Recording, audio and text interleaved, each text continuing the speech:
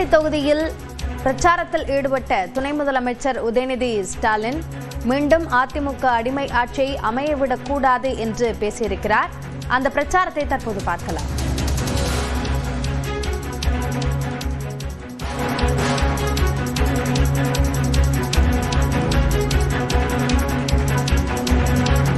பேசினாப்புல கூடி போயிட்டு கலைஞ்சு போயிட்டு இருக்கக்கூடாது.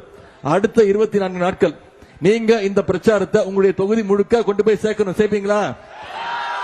இன்னைக்கு பாஜக கொல்லைப்புறமா அதிமுகங்கிற அடிமையை கூட்டிட்டு நம்ம தமிழ்நாட்டுக்குள்ள நுழையறதுக்கு முயற்சி பண்ணிட்டு இருக்காங்க. ஊர்ல ஒரு பழமொழி சொல்லுவாங்க, ஜாடிக்கு ஏத்த மூடின்னு சொல்லுவாங்க. இன்னைக்கு அந்த மாதிரி மோடிக்கு ஏத்த ஒரு அடிமை பழனிசாமியா மூடியாகத்தான் இன்னைக்கு அடிமை பழனிசாமி அவர்கள் மாட்டிருக்கிறாரு.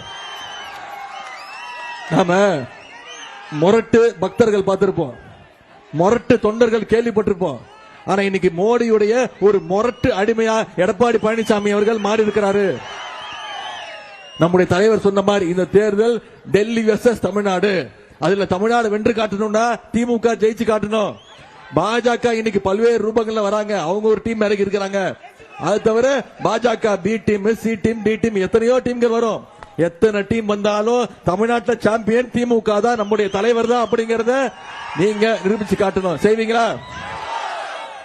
நாம மீண்டும் ப்ரூவ் பண்ணணும். தமிழ்நாடு என்னைக்குமே டெல்லிக்கு அவுட் ஆஃப் கண்ட்ரோல் தான். தமிழ்நாடு என்னைக்குமே சுயமரியாதை உள்ள மண்ணு தான். இங்க அடிமை கூட்டத்திற்கு அனுமதி கிடையாதுங்கிறத நீங்க ப்ரூவ் பண்ணணும். செய்வீங்களா? உங்களை எல்லாம் அன்போடு கேட்டுக்கொள்கிறேன், பண்போடு கேட்கின்றேன், பாசத்தோடு கேட்கிறேன், உரிமையோடு கேட்கிறேன், உங்கள் வீட்டு பிள்ளையாக இருந்து கேட்கிறேன்.